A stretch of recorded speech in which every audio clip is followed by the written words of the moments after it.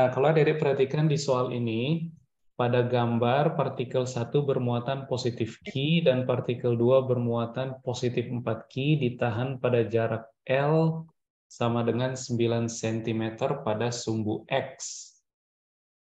Jika partikel ketiga yang bermuatan Q3 ditempatkan sedemikian rupa sehingga ketiga partikel tetap di tempatnya, tentukan koordinat X dan Y dari partikel ketiga, tentukan juga rasio Q3 per Q. Oke. Paling mudah kita buat ilustrasi dari persoalan ini.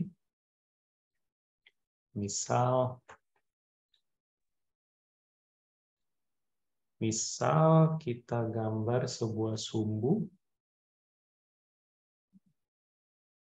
Nah, seperti ini misalnya. Kemudian sumbu ini adalah sumbu X.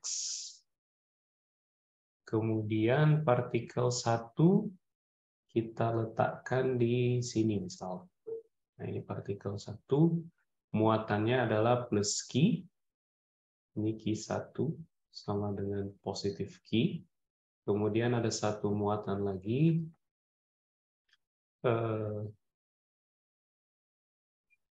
Di sini misalkan Q2, dan Q2 ini sama dengan positif 4Q. Kemudian mereka ditahan pada jarak 9 cm, berarti dari sini ke sini itu adalah 9 cm atau jarak L tadi. Oke. Nah, kemudian jika partikel ketiga yang bermuatan Q3 ditempatkan sedemikian rupa sehingga ketiga partikel tetap di tempatnya, atau resultan G sama dengan 0, tentukan koordinat XY dari partikel ketiga. Oke. Nah, supaya partikel ketiga tidak kemana-mana atau tetap di tempatnya, maka total gaya yang bekerja di partikel ketiga, oke, itu mesti sama dengan 0, kan ya? Dan ada diingat bahwa gaya yang bekerja di partikel ketiga itu diberikan oleh gaya yang bekerja di partikel ketiga sama dengan gaya yang bekerja di partikel ketiga akibat partikel 1 ditambah gaya yang bekerja di partikel ketiga akibat partikel kedua. Oke? Nah, kemudian kalau adik-adik perhatikan, dari situasi ini kemungkinan besar partikel ketiga ini ada segaris dengan kedua partikel. Nah, kita coba cek. Misal kalau partikel ketiga itu ada di sini, mungkin nggak? Nah, kalau partikel ketiga ada di sini, titik A misalkan, maka di titik A ini medan listrik oleh Q1 itu arahnya ke sini. Ini medan listrik oleh Q1. Sementara medan listrik oleh Q2 itu juga arahnya ke sini. Jadi E1 dan E2 itu searah. Sehingga kita nggak akan menemukan resultan gaya 0 di titik A atau di sebelah kiri Q1. Bagaimana dengan di daerah sini, di sebelah kanannya Q2? Misal kita kasih nama ini titik B. Di titik B juga sama, E1 dan E2 arahnya ke kanan.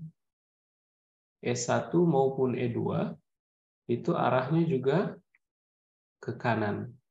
Nah, kalau di tengah sini, di titik C misalkan, di titik C medan listrik oleh Q1 arahnya ke sini, sementara medan listrik oleh Q2 arahnya ke sini. Nah, di sini ada kemungkinan kita akan memperoleh wilayah yang kalau muatan ketiga diletakkan di situ, maka total gaya Coulomb yang dialami akan 0. Karena medan listrik di antara muatan 1 dan 2 itu berlawanan arah. Nah, sehingga kita akan tempatkan muatan kita itu di antara Q1 dan Q2. Oke. Kemudian adik-adik perhatikan kayak begini. Misal kemudian saya coba gambarkan ulang. Kita coba gambarkan ulang. Nah, ini sumbu X. Ini sumbu X. Kemudian Q3 tadi kita letakkan di sini. Ini, Q1 kita letakkan di sini, positif Q. Kemudian Q2 kita letakkan di sini. Ini Q2 sama dengan plus 4Q. Nah, Q3, misalkan kita letakkan dia di sinilah kira-kira. Nah, ini posisinya Q3. Nah, Dede lihat. Misal kita anggap Q1 ini, Q1 itu ada di X sama dengan 0. Jadi Q1 ada di X sama dengan 0, sehingga saya bisa bilang posisi dari Q1 ke Q3 itu adalah X. Oke? X lebih dari 0. Sementara dari Q1 menuju Q2, ini jaraknya adalah L. Oke? Maka saya bisa tulis kalau begitu F31 itu sama dengan 1/4 pi epsilon 0, kemudian dikali Q1, Q1 adalah positif Q, kemudian dikali Q3, dibagi R1. R1 itu yang mana? R1 itu adalah yang ini, posisi Q3 diukur dari Q1. Ini adalah R1. Sehingga di sini R1 kuadrat, R1 topi. Nah, R1 vektor itu sama dengan X ke arah X topi. Sehingga adik-adik bisa dapat R1 topi, kalau begitu R1 dibagi magnitudenya. Sehingga ini sama dengan X topi per X. Dan ini sama dengan X topi. Sehingga adik-adik peroleh F31 kalau begitu sama dengan 1/4 pi epsilon 0 Q3 per X kuadrat X topi. Oke. Berikutnya gaya yang bekerja di muatan ketiga akibat muatan 2. Nah, kita coba lihat pelan-pelan. Ini sama dengan 1/4 pi epsilon 0 dikali Q2, Q2 itu 4Q, positif 4Q, kemudian dikali Q3, dibagi dengan R2 kuadrat, R2 topi. R2 ini yang mana? R2 ini adalah posisi muatan 3 diukur dari muatan 2, yang ini. Nah, ini adalah R2 topi, R2 vektor.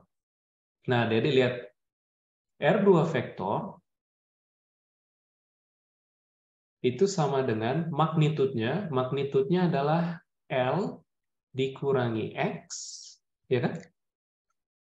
L dikurangi X, kemudian arahnya adalah ke negatif X topi. Oke? Nah, dari sini kita bisa tulis R2 topi itu adalah negatif X topi. Sehingga adik-adik bisa tulis F32 kalau begitu sama dengan 1/4 pi epsilon 0 4Q Q3 per R2-nya kita substitusi aja per L min X kuadrat ke arah negatif X topi. Nah, maka kita peroleh dengan demikian F3 itu sama dengan F31 plus F32. Dan ini sama dengan 1/4 pi epsilon 0 Q dikali Q3 per X kuadrat ke arah positif X topi ditambah 1/4 Pi epsilon 0 4Q Q3 per L min X kuadrat ke arah negatif X topi. Dan ini mesti sama dengan 0. Nah, adik-adik lihat, suku yang pertama itu positif, suku yang kedua ada negatifnya. Sehingga supaya persamaan ini terpenuhi, maka 1/4 Pi epsilon 0 Q3 per X kuadrat itu mesti sama dengan 1/4 Pi epsilon 0 4Q Q3 per L min X kuadrat. Nah, kita bisa coret beberapa konstanta tidak nol, 1/4 Pi epsilon 0, 1/4 Pi epsilon 0, kemudian apa lagi? Q3 bisa kita coret, kemudian Q boleh dicoret, oke? Sehingga kita punya, dari sini kita peroleh, kali silang, adik-adik peroleh L kuadrat min 2LX plus X kuadrat itu sama dengan 4X kuadrat. Nah, sehingga adik-adik dapat persamaan kuadratik. 3X kuadrat plus 2LX min L kuadrat sama dengan 0. Oke?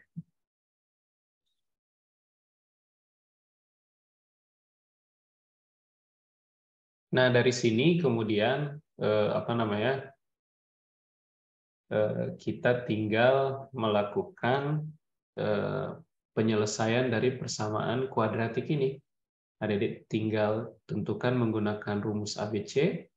Jadi X 12 atau ya nilai X lah, nanti ada 2 nilai kan ya, sama dengan min B min 2L plus minus akar B kuadrat 4L kuadrat min 4AC, 4 kali 3 kali min L kuadrat, berarti positif 12L kuadrat.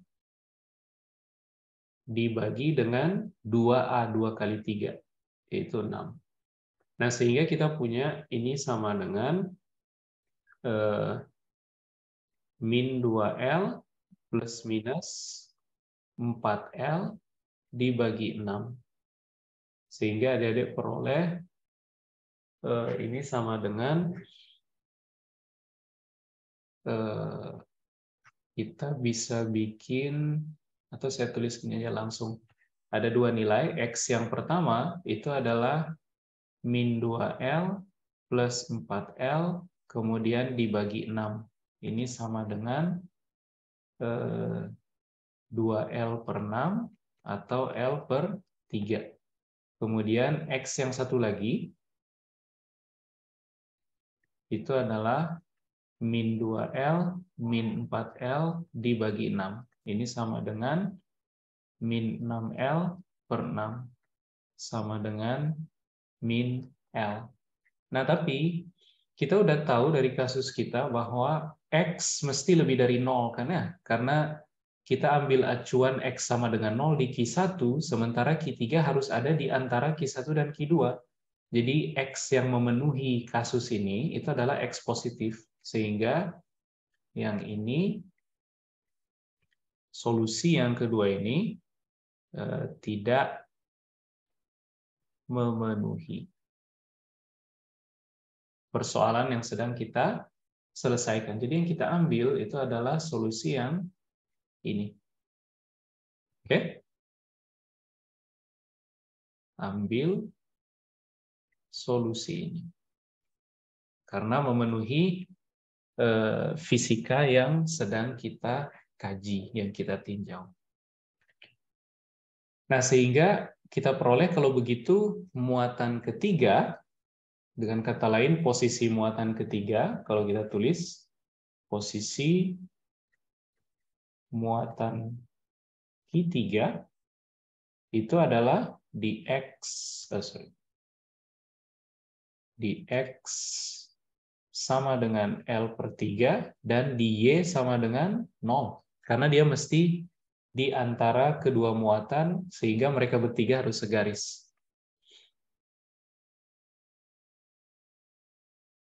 Nah, sehingga kita peroleh jawaban untuk A dan B sekaligus. Sampai sini ada pertanyaan dulu, adik-adik?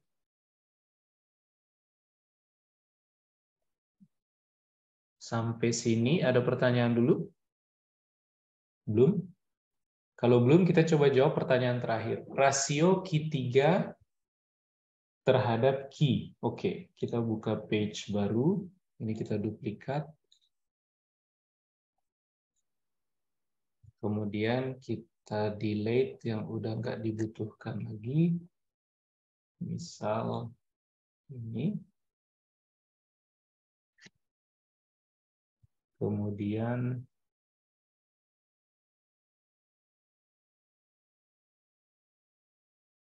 ini.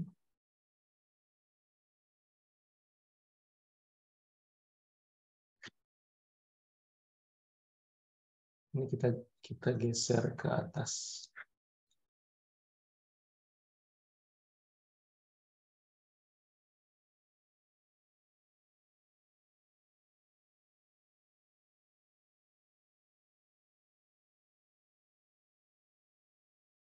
Nah, untuk memperoleh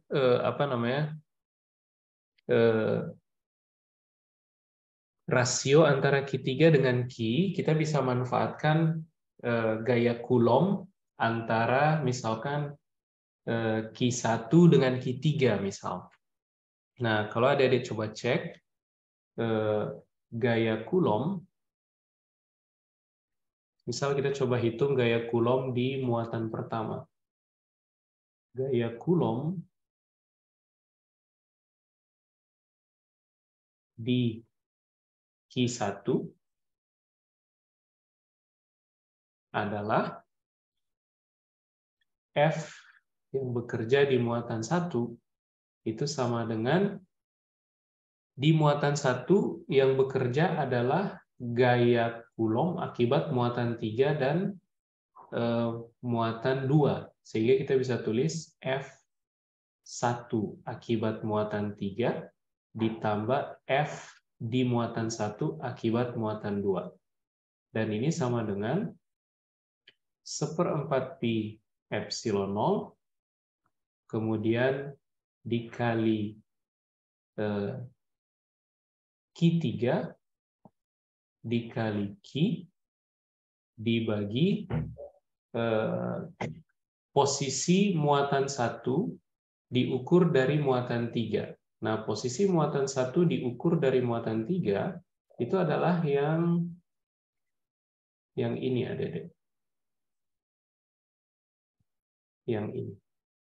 Nah, ini adalah R1 diukur dari muatan 3. Oke? Sehingga kita bisa tulis R13 posisi muatan 1 diukur dari muatan 3 itu sama dengan berapa tadi? L per 3, kita udah dapat X kan ya? L per 3, tapi ke arah negatif X topi. Sehingga R13 topi itu sama dengan negatif X topi. Nah, kemudian kita substitusikan ke sini. Ini R13 kuadrat, R13 topi. Tambah 1/4 pi epsilon 0. Sekarang kita mau hitung gaya yang bekerja di muatan 1 akibat muatan 2. Jadi 4Q dikali Q. Oke? Dibagi R1, posisi muatan 1 diukur dari muatan 2, kuadrat. Dikali R12 topi. Nah, posisi muatan 1 diukur dari muatan 2 itu adalah yang ini, adik-adik. Dari sini sampai sini. Yaitu, kalau kita tulis, R1 1 diukur dari muatan 2 itu sama dengan L, magnitudenya L, tapi ke arah negatif X topi. Oke? Nah, R12 topi itu adalah negatif X topi. Nah, kita substitusikan semua ini ke formula ini. Nah, Dede lihat, karena ketiga muatan tidak bergerak, maka F1 juga mesti sama dengan 0. Jadi gaya yang bekerja di muatan pertama juga sama dengan 0. Nah, sehingga kita bisa tulis dengan demikian, persamaan ini menjadi 1/4 pi epsilon 0, Q3 dikali Q, dibagi R13 kuadrat. R13 itu magnitudenya adalah L/3. Berarti ini jadi L kuadrat per 9. L kuadrat per 9. Kemudian R13 topi arahnya ke negatif X topi plus 1/4 pi epsilon 0, 4Q dikali Q, dibagi R12. R12 magnitudenya adalah L. Jadi ini L kuadrat ke arah negatif X topi. Sama dengan 0. Nah, sehingga dari sini kita bisa tulis, nah, Dede lihat 1/4 pi epsilon 0 itu bisa kita coret. Jadi kalau kita kali kedua ruas dengan 4 pi epsilon 0, maka ini bisa dicoret, ini bisa dicoret. Kemudian salah satu Q ini juga bisa kita coret. Ini bisa kita coret. L kuadrat juga boleh dicoret. Sehingga kita peroleh tinggal 9Q3 negatif X topi plus 4Q negatif X topi sama dengan 0. Nah, ini artinya apa? Artinya adalah negatif 9Q3 min 4Q ini mesti sama dengan 0. Dengan demikian kita peroleh Q3, kalau begitu mesti sama dengan negatif 4/9Q. Nah, dengan demikian kita bisa hitung rasio antara Q3 dengan Q. Q3 per Q itu sama dengan min 4/9. Oke? Sampai sini ada pertanyaan, Adik-adik?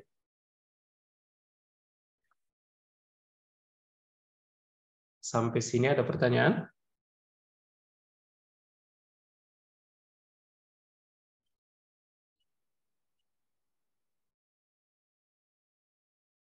Sampai sini ada pertanyaan? Kalau belum, kita lanjutkan ke nomor 2. Saya kopikan soal nomor 2. Kita buka page baru.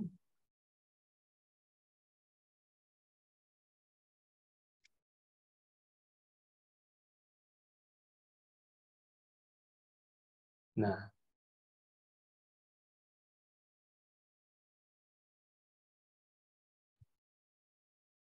ini nomor B2.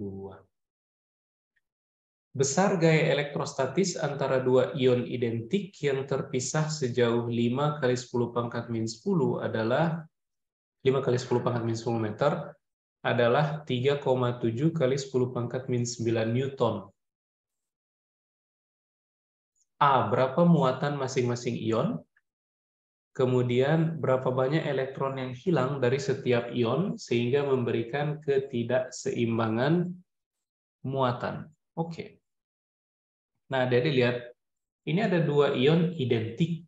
Berarti kalau ion yang pertama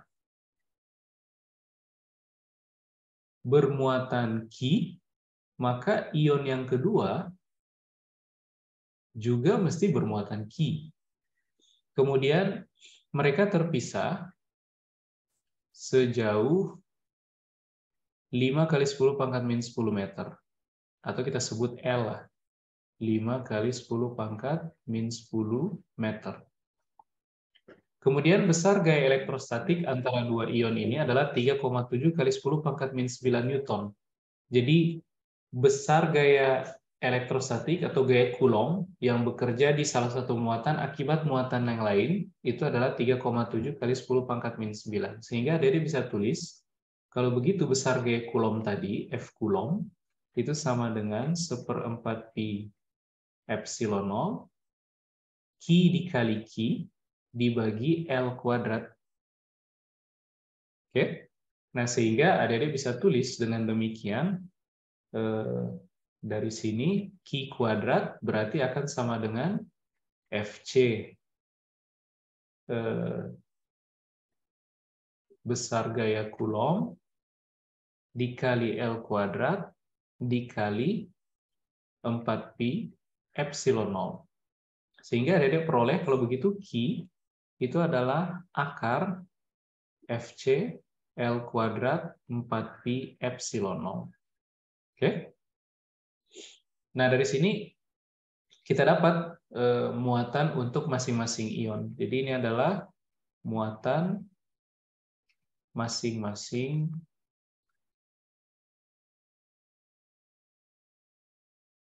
ion. Oke?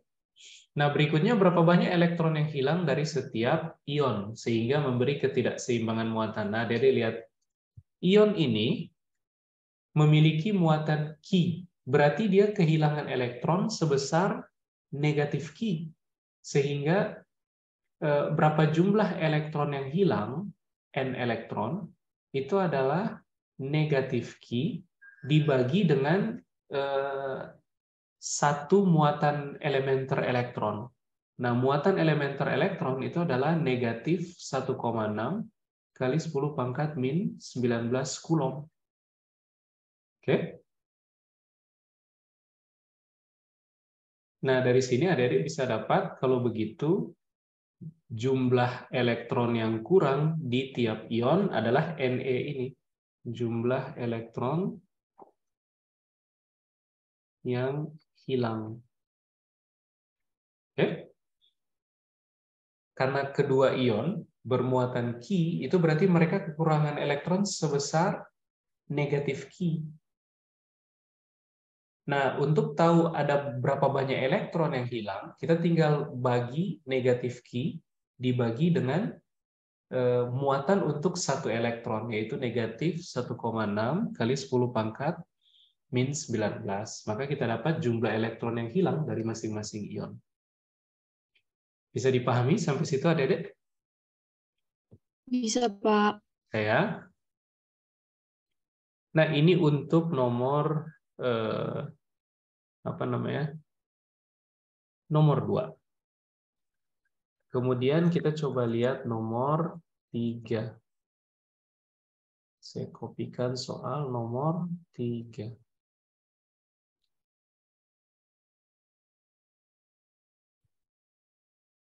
Kita buka page baru dulu.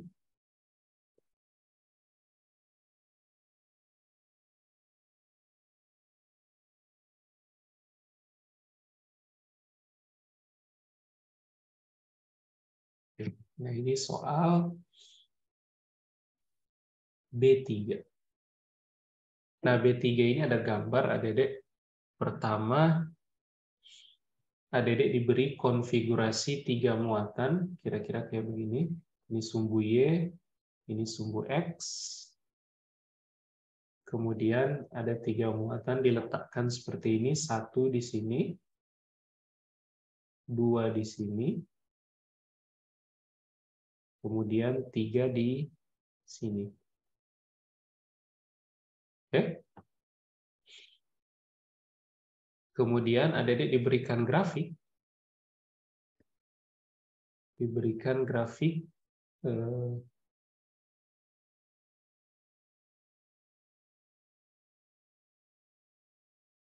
grafik ini adalah posisi X dalam meter dengan F2 neto. F2 neto ini adalah resultan gaya yang bekerja di partikel kedua.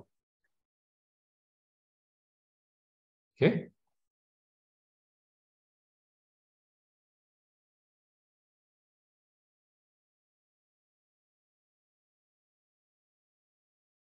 Oh, sebentar. Gambar grafik ini memberikan komponen X dari gaya total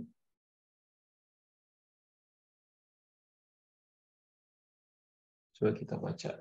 Gambar 5A, ini gambar 5A. Menunjukkan partikel bermuatan 1 dan 2 yang diam pada suhu X, partikel 1 bermuatan Q1 8E, partikel 3 bermuatan Q3 positif 8E. Oke, Q1 diberi nilai mutlak, jadi kita mesti berargumen apakah dia positif atau negatif nanti. Kemudian partikel 3 bermuatan positif 8E awalnya berada pada suhu X di dekat partikel 2. Kemudian partikel 3 secara bertahap bergerak ke arah positif sumbu X. Oke. Akibatnya besar gaya elektrostatik total pada partikel 2 mengalami perubahan.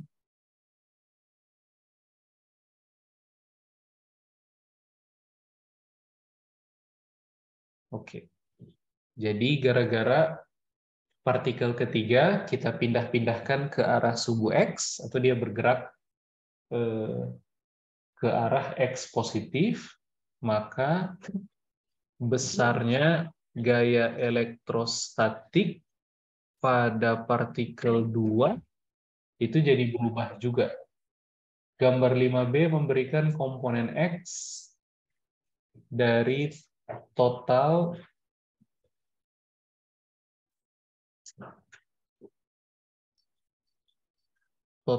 gaya yang bekerja di muatan 2. Gara-gara muatan 3 posisinya adik-adik pindahkan. Jadi X yang ini adik-adik, ini adalah posisi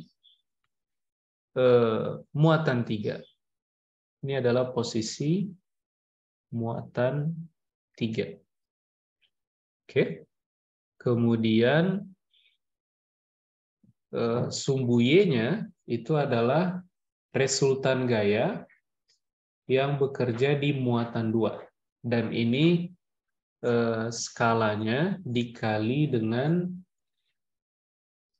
10 pangkat min 25 Newton. Oke. Nah, kurvanya itu bentuknya seperti ini kira-kira. Kalau kita gambar, misalkan ini 2, kemudian ini 1, ini 0, ini min 1, kemudian kita bikin grid-grid, kita bikin grid kayak begini untuk alat bantu melihat skala. Nah,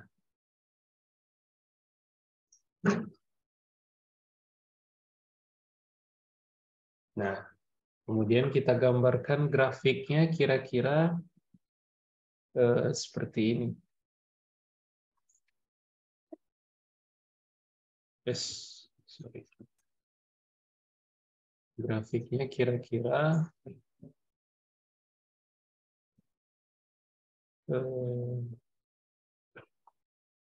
berakhir di sekitar sini, melewati ini, kemudian sini.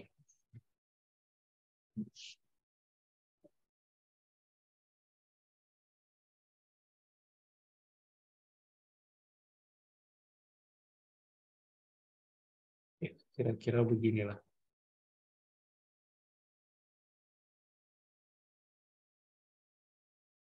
Sorry.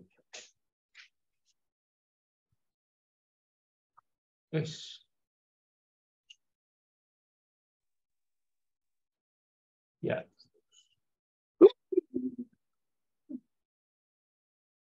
Nah, begini kira-kira grafiknya. Oke. Nah, kemudian bagian yang ini adalah XS.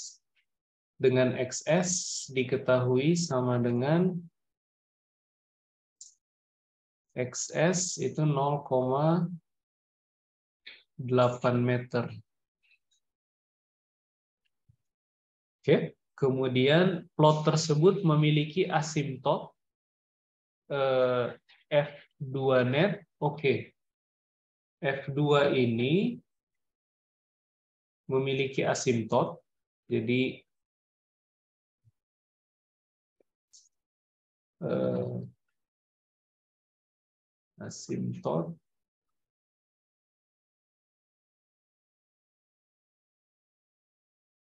asimptotnya itu adalah F2 sama dengan 1,5 kali 10 pangkat min 25 Newton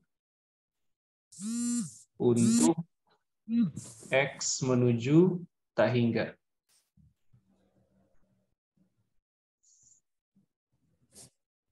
Oke. Nah, kemudian kita diminta menentukan muatan Q2 sebagai kelipatan dari E, termasuk dengan tandanya. Oke. Nah, Dede lihat, kita ketahui dari soal bahwa partikel 1 itu magnitud muatannya adalah 8E. Sementara Q3 itu sama dengan positif 8E. Nah, kalau adik-adik perhatikan grafik ini memotong sumbu X. Jadi, ketika grafik ini memotong sumbu X, itu artinya partikel ketiga sedang di posisi mana, adik-adik? Kalau kita lihat titik yang ini, saya kasih tanda pakai kuning, nah yang ini. Nah yang ini menggambarkan partikel 3 sedang di posisi mana kira-kira? Q3 sedang berada di X sama dengan, adik-adik lihat, kalau XS di sini, kemudian ada 4 kotak, berarti posisi yang saya tandai pakai titik berwarna kuning ini, itu adalah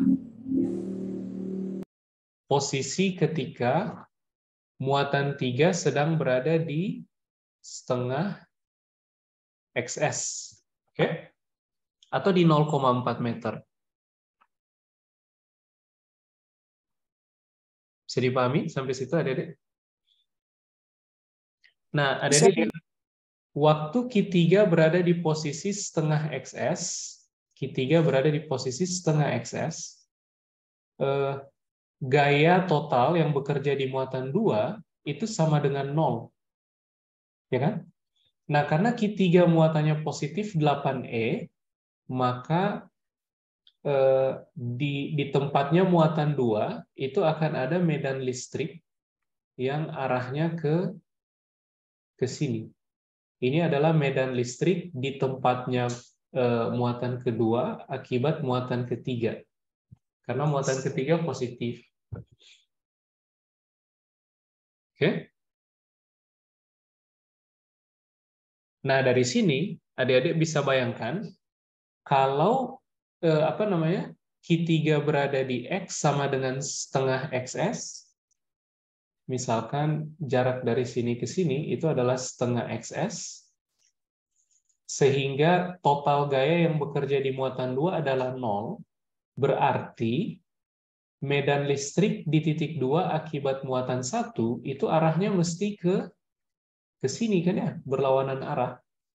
Supaya di muatan 2 medan listriknya 0. Ini medan listrik di titik 2 akibat muatan 1. Nah, supaya medan listrik di titik 2 akibat muatan 1 arahnya ke kanan, maka muatan 1 mesti muatan yang positif. Jadi Q1 ini juga positif 8E. Ya? Adik-adik bisa paham sampai situ?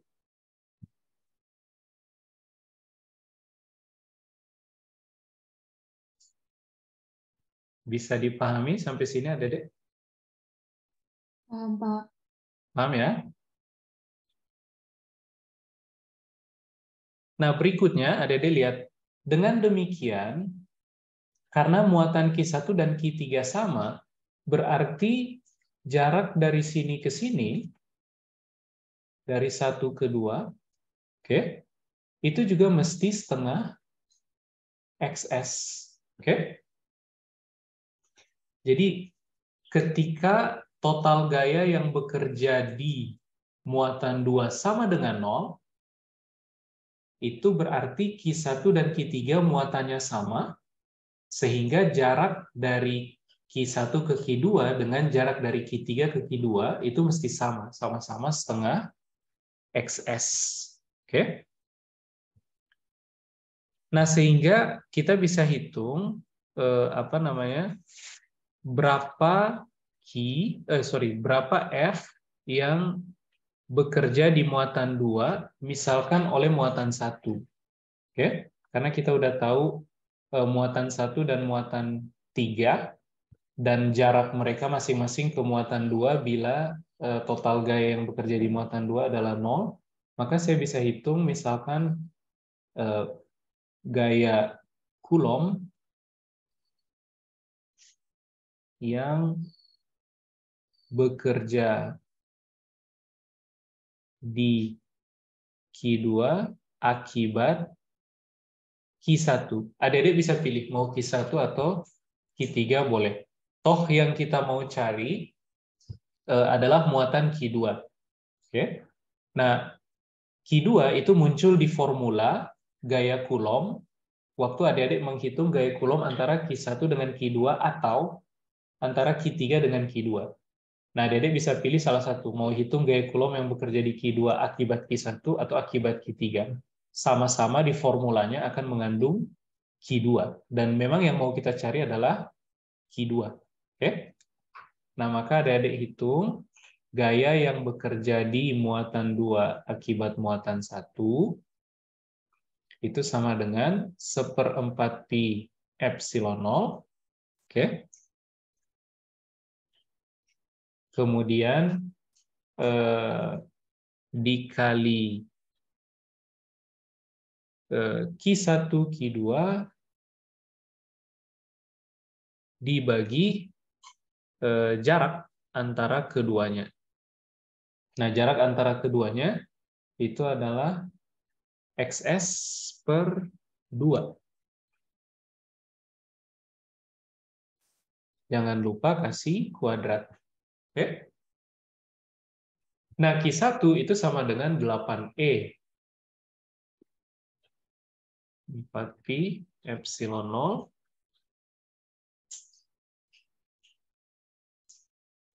dikali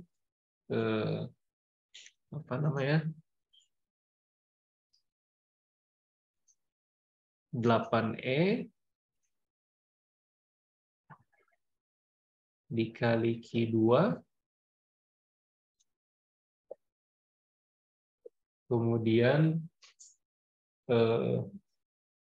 dibagi dengan XS per 2 kuadrat. Oke? Sampai sini ada pertanyaan dulu, adik-adik?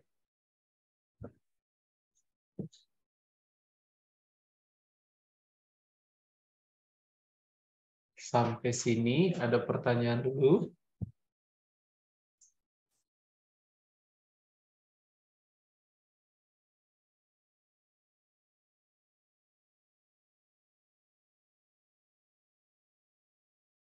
Sampai sini ada pertanyaan, adik-adik?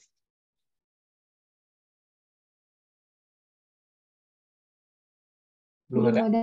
Nah, sekarang adik-adik lihat, untuk mendapatkan Q2, masih ada informasi yang kurang kan ya? Informasi yang kurang adalah F21. Oke? F21 ini tidak kita ketahui. Tapi adik-adik lihat kayak begini. Bila muatan ketiga itu kita bawa menjauh sampai menuju tak hingga atau menuju tempat yang jauh sekali, maka gaya yang bekerja di muatan 2 itu tinggal gaya akibat muatan 1 saja. Betul nggak? Oke. Jadi jika, saya tulis di sini, jika kita bawa, bukan kita bawa, jika posisi Q3 sangat jauh, atau X menuju tak hingga, oke, maka gaya yang bekerja di Q2 hanya diakibatkan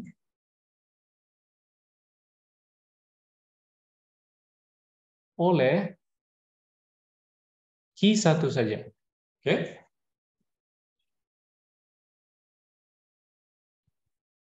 Hanya diakibatkan oleh Q1 saja. Nah, adik-adik lihat. Dari grafik ini, dari soal, kita diberi data bahwa ada asimtot nilai gaya yang bekerja di F2 itu akan menjadi 1,5 kali 10 pangkat min 25 kalau muatan 3 itu kita bawa menuju tak hingga. Sehingga nilai 1,5 kali 10 pangkat min 25 Newton ini pasti adalah gaya yang bekerja di muatan 2 akibat muatan 1. Ya enggak? Nah, Dede lihat tadi, untuk menghitung Q2, kita boleh pilih mau hitung gaya menggunakan formula gaya Coulomb untuk gaya Coulomb di muatan 2 akibat muatan 1 atau gaya Coulomb di muatan 2 akibat muatan 3. Dua-duanya mengandung Q2. Tapi kita diberi data bahwa bila posisi muatan 3 menuju tak hingga, maka gaya yang bekerja di di muatan 2 itu adalah 1,5 kali 10 pangkat min 25 Newton. Dan kita tahu bahwa kalau muatan 3 jauh sekali, gaya yang dia kerahkan ke muatan 2 itu bisa diabaikan. Sehingga 1,5 kali 10 pangkat min 25 Newton ini pasti adalah gaya yang diakibatkan oleh muatan 1. Nah, sehingga kita pilih menghitung Q2 menggunakan formulasi gaya Coulomb yang bekerja di muatan 2 akibat muatan 1. Oke. Dan dari asimtot tadi kita tahu bahwa F21 ini itu sama dengan 1,5 kali 10 pangkat min 25 Newton. Nah, sehingga F21 diketahui, muatan elementer elektron diketahui, maka adik-adik bisa tulis Q2 sama dengan F21 dikali XS per 2 kuadrat dikali 4pi epsilon 0. Kemudian dibagi dengan 8E. Oke? Ini kita rapikan dikit.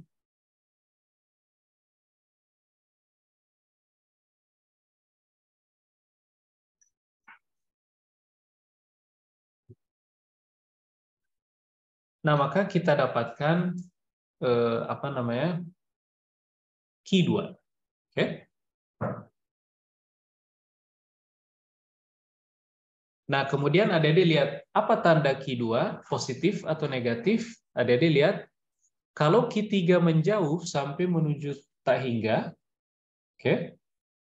Itu gaya yang bekerja di muatan 2 itu positif. Dari nilai asimtot ini F2 positif. Nah, F2 ini untuk X menuju tak hingga itu adalah gaya yang bekerja di muatan 2 akibat muatan 1. Berarti kalau muatan 3 ada di tempat yang sangat jauh, gaya yang bekerja di muatan 2 arahnya ke X positif. Nah, karena muatan 1 adalah muatan positif, supaya gaya yang bekerja di muatan 2 arahnya ke X positif, menjauh dari muatan 1, maka Q2 juga mesti positif. Oke? Gitu kira-kira. Nah, itu untuk nomor 3. Ada pertanyaan sampai situ, Dede?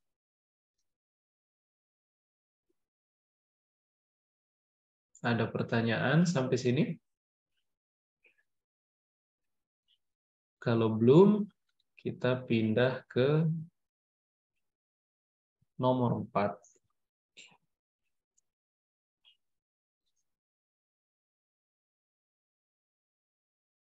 Oke, saya kopikan soalnya.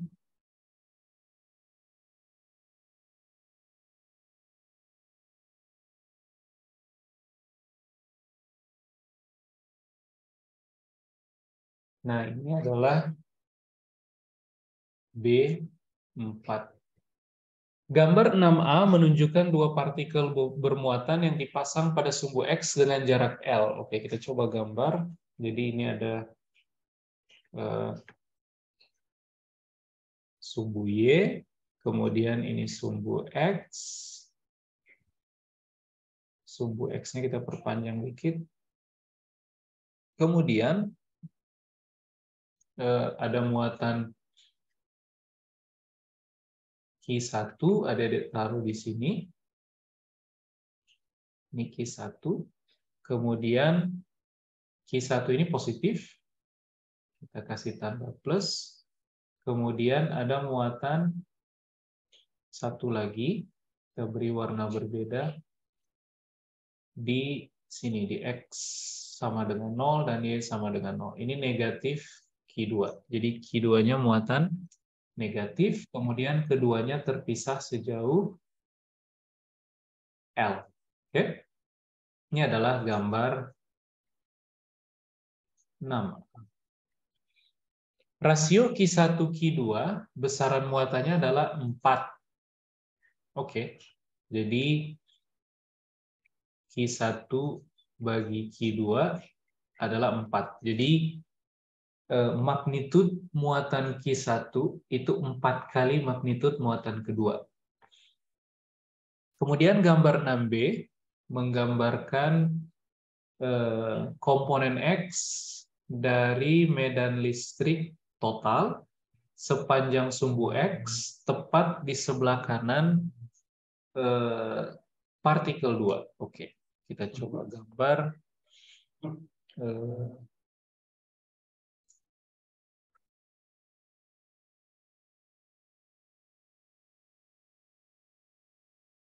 Ini di sini XS.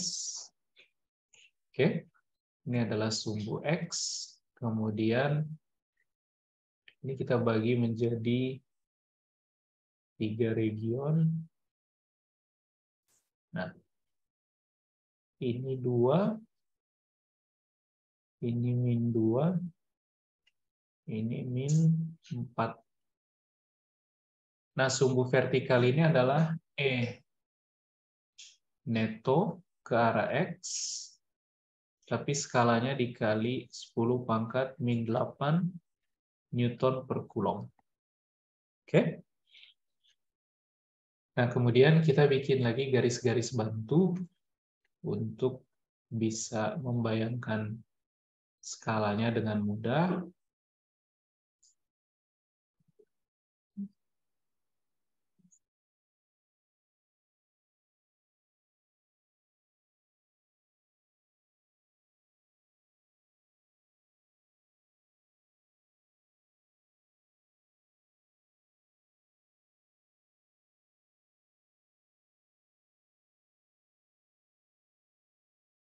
Nah, kemudian grafiknya kira-kira kayak begini. Kita gambar pakai merah. Sini. Kemudian yes.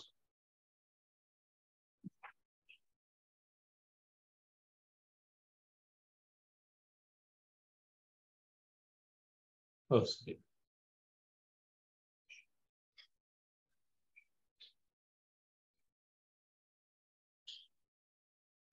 Nah, kayak begini kira-kira.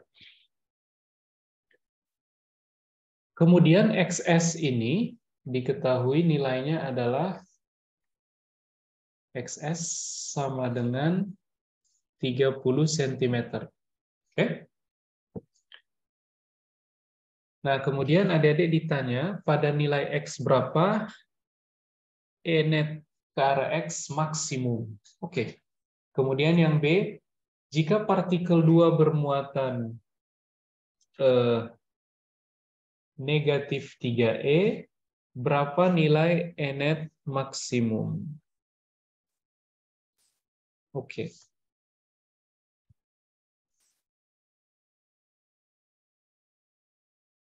Oke. Nah, adik-adik lihat ini. Kita bisa misalkan seperti ini. Misal kalau Q1 adalah Q, maka kalau Q2 negatif Q2 itu sama dengan negatif Q, maka Q1 sama dengan 4 kalinya kan ya, 4 Q. Oke? Nah, Q2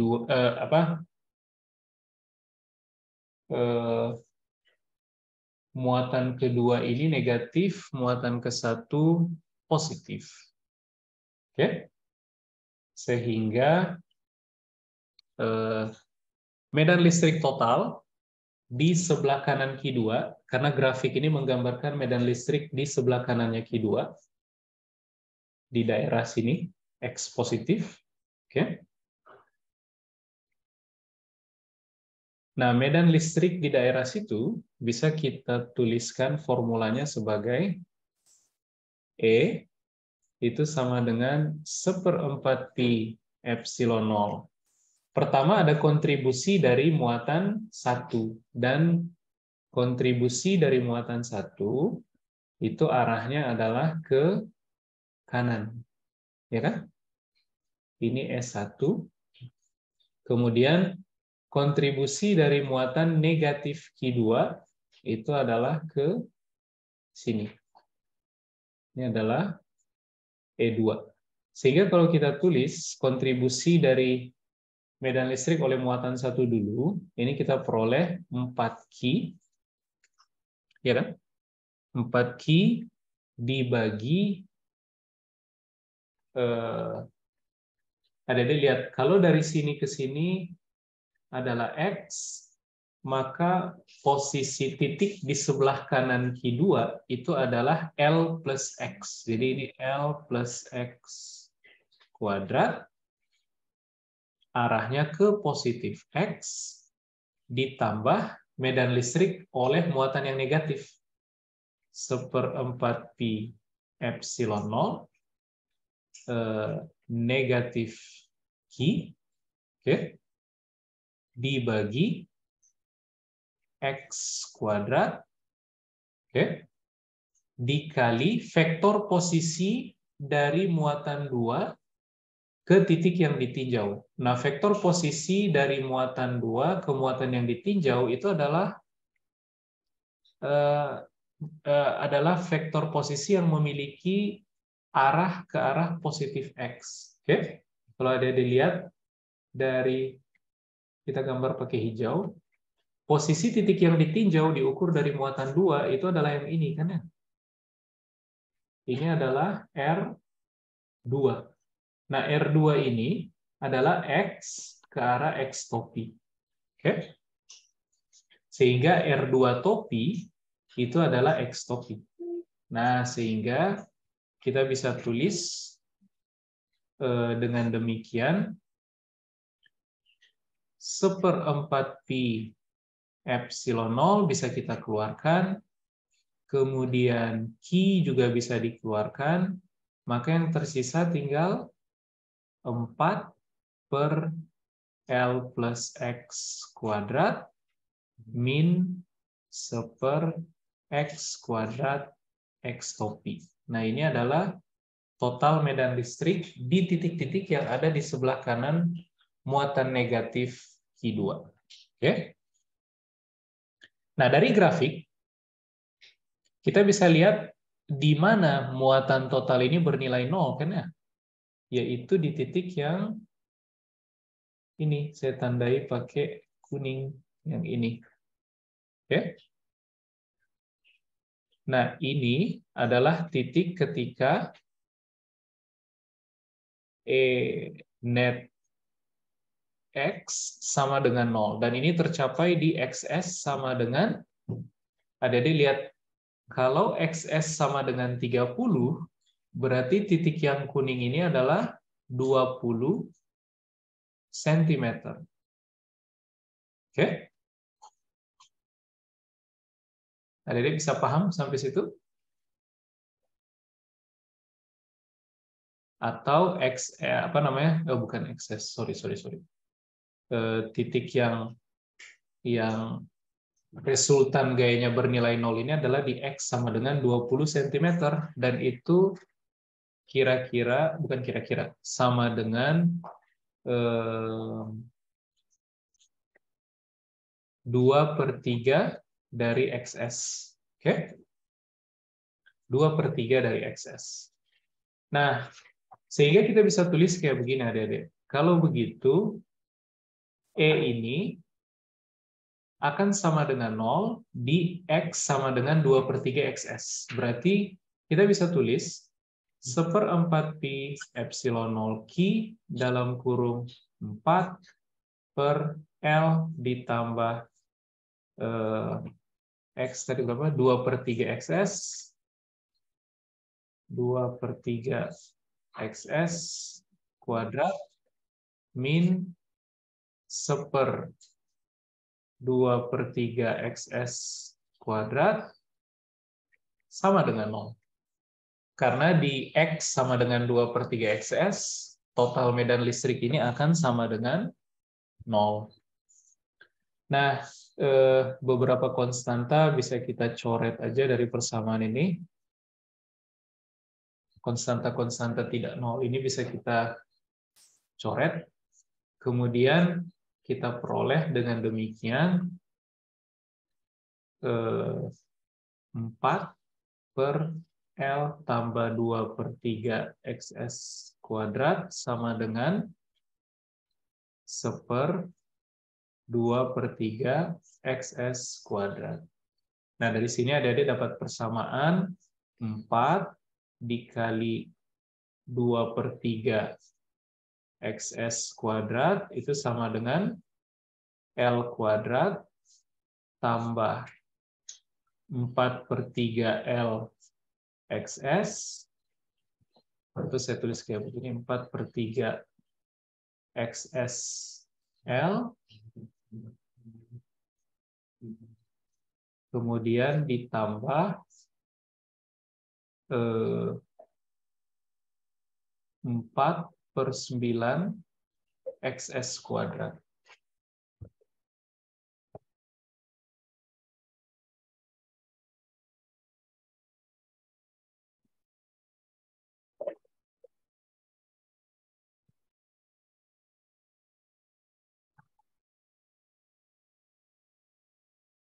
Sorry adik-adik. Sebentar. Yang ditanya itu adalah nilai X berapa Enet maksimum. Oke, sorry. Kita nggak perlu informasi ini karena ini udah diketahui kan ya. Ngapain kita cari lagi? Yang ditanya justru di X berapa supaya E-nya maksimum, sorry. Nah, adik-adik lihat ini. Berarti kita punya magnitud dari E ini, itu adalah E net X, dia sama dengan Q per 4 pi epsilon 0 kali 4 per L plus X kuadrat min 1/X kuadrat. Dan kita mau cari X ketika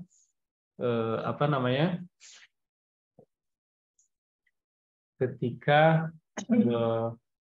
E net X bernilai maksimum. Oke? Nah, maka adik-adik lihat ini. Kalau begitu, kita ambil turunan pertama E net X terhadap X mesti sama dengan 0. Oke? Nah, kita coba hitung turunan pertama ini. Kita peroleh kalau begitu Q per 4Pi epsilon 0 dalam kurung ddx dari 4 L plus X pangkat min 2 dikurangi ddx dari X pangkat min 2. Dan ini mesti sama dengan Q per 4Pi epsilon 0. Suku yang pertama itu 4, kemudian kali min 2, L plus X pangkat min 3, ya kan? Kemudian dikurangi min 2, X pangkat min 3. Oke? Dan ini mesti sama dengan 0. Nah, kita coba sederhanakan. Maka kita peroleh min 8 per L plus X pangkat 3 tambah 2 per X pangkat 3 sama dengan 0, atau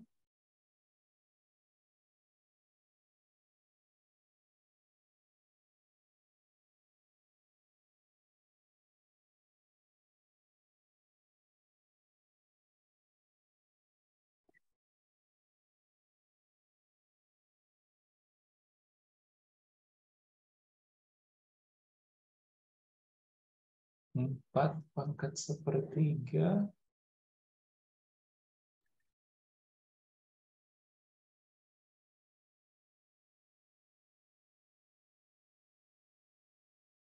L plus X.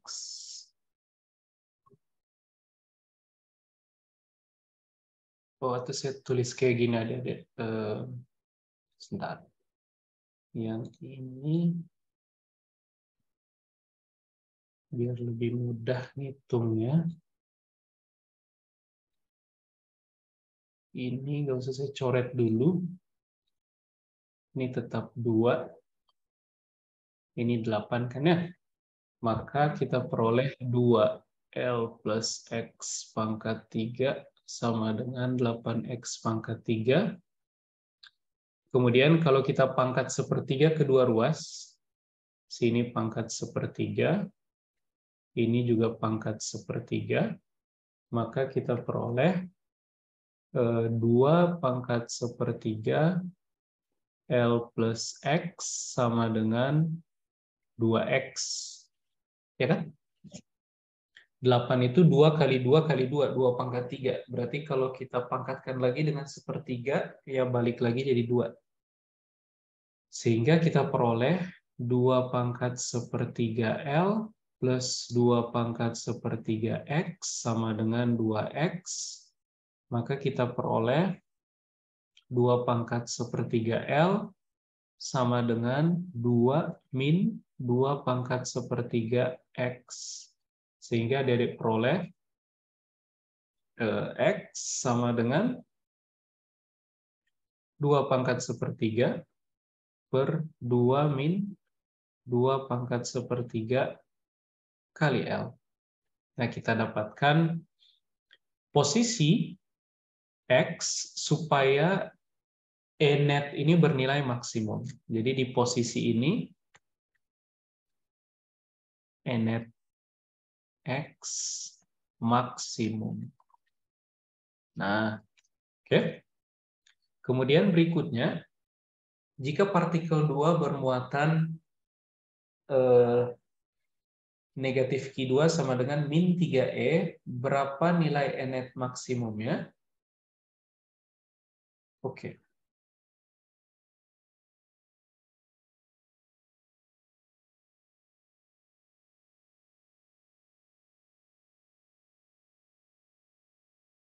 Berarti untuk soal yang bagian B, untuk yang bagian B, adik-adik tinggal substitusikan apa namanya, Q2, karena min Q2 sama dengan min Q, jadi adik-adik tinggal ganti untuk soal B. Untuk soal B,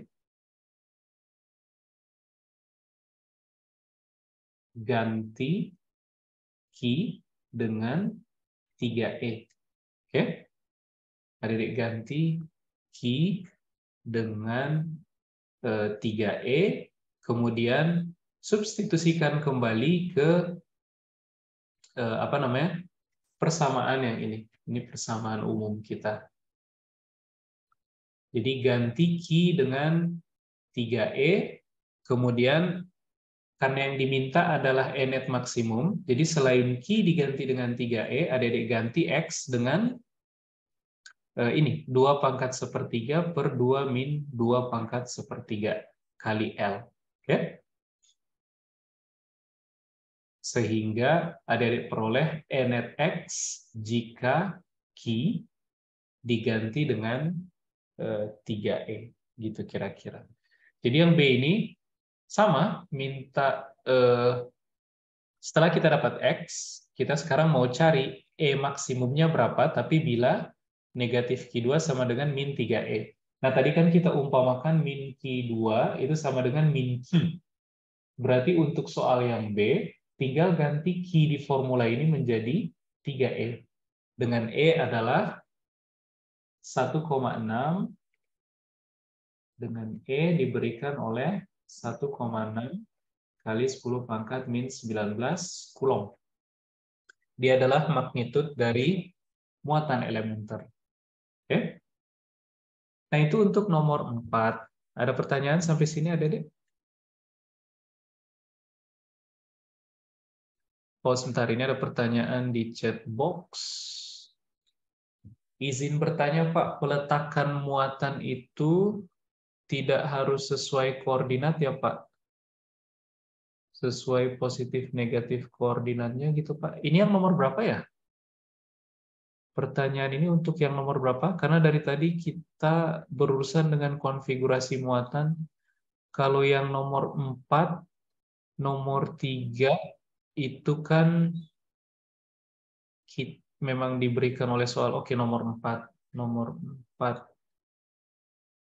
Nomor 4. Kalau nomor 4 itu memang diberikan dari soal, adik-adik, posisi Q1 maupun negatif Q2.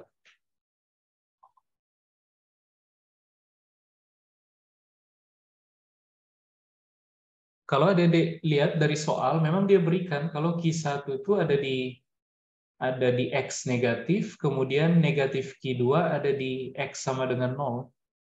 Jadi yang nomor 4 ini memang requirement dari soalnya. Bisa dipahami kira-kira? Memang soalnya yang minta. Kalau posisi tiap muatan kayak begini, kemudian kita mau mengevaluasi medan listrik di sebelah kanan dari negatif Q2. Kalau misalnya tidak ditentukan, dia cuma kasih tahu misal, oh tadi kita ada bahas nomor berapa tadi? Nomor 1. Nomor 1 itu kalau kita lihat nomor 1, nah ini. Nomor 1 kalau ada dilihat dari soal, dia cuma kasih tahu partikel 1 bermuatan sekian, partikel 2 bermuatan sekian, mereka berdua terpisah dengan jarak sekian di sepanjang sumbu X. Jadi dia nggak spesifikasi kita harus taruh Q1 dan Q2 di titik mana di sepanjang sumbu X. Yang jelas harus di sumbu X. Nah, maka kita bisa pilih Q1. Paling gampang, salah satu dari kedua muatan ini ditaruh di X sama dengan 0 untuk mempermudah perhitungan. Jadi kalau soalnya kayak begini, dia cuma pokoknya sepanjang sumbu X. Nah, maka paling mudah salah satu muatan adik-adik taruh di X sama dengan 0. Jadi nggak ada kewajiban sebenarnya harus pilih titik berapapun. Cuma akan memudahkan kalau salah satu dari dua muatan ini diletakkan di X sama dengan 0. Sehingga muatan yang lain itu ada di posisi X sekian dari titik 0. Gitu kira-kira. Oke, bisa dipahami? Jadi kalau tidak ditentukan, ya adik-adik taruh sesuka hati adik-adik. Yang penting kaidah umumnya dipenuhi, yaitu mesti ada di sumbu X. Dua-duanya mesti sepanjang sumbu X. Nah, tapi buat memudahkan perhitungan, taruh aja salah satu muatan di X sama dengan 0, seperti yang kita lakukan di nomor 1. Ini kita umpamakan Q1 di X sama dengan 0. Sehingga Q2 itu ada di jarak L diukur dari X sama dengan 0. Itu akan lebih mudah berhitungnya. Oke, ada pertanyaan lagi? Ada pertanyaan lagi? Bisa dipahami ya, adik-adik?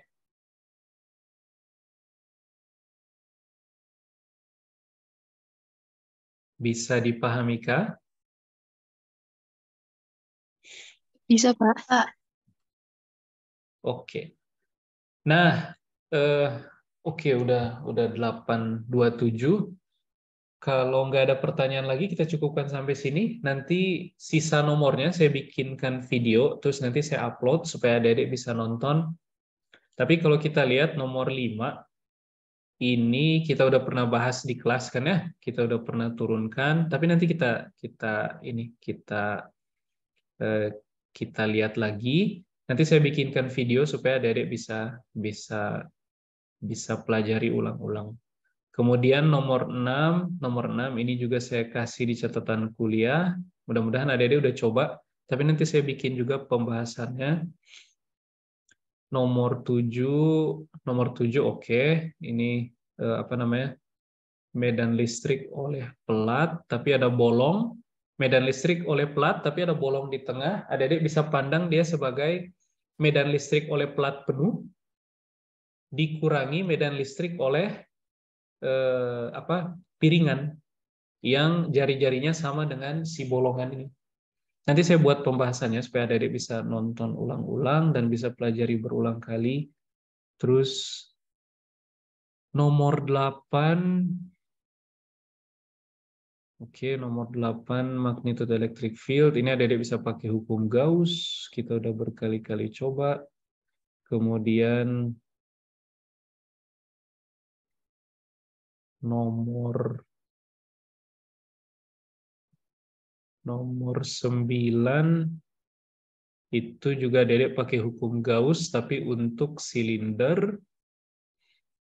Nomor 10 juga hukum Gauss, tapi koordinat bola. Oke, nanti saya bikinkan pembahasan untuk sisa nomor yang nggak sempat terbahas. Nanti kalau ada yang adik-adik ingin tanyakan, adik-adik bisa tanya di kelas. Kalau misalkan waktu nonton pembahasan itu adik-adik nggak paham. Oke? Sampai sini ada yang mau disampaikan? Atau ada yang mau ditanyakan?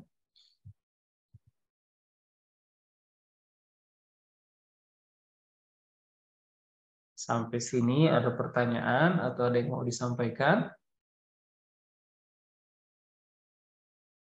Enggak? Kalau enggak, kita cukupkan sampai sini. Terima kasih atas perhatiannya adik-adik. Selamat melanjutkan ke kuliah berikutnya atau kegiatan apapun setelah ini. Semoga sehat selalu. Assalamualaikum warahmatullahi wabarakatuh. Waalaikumsalam Waalaikumsalam warahmatullahi wabarakatuh. Terima kasih, Pak. Terima kasih, Pak.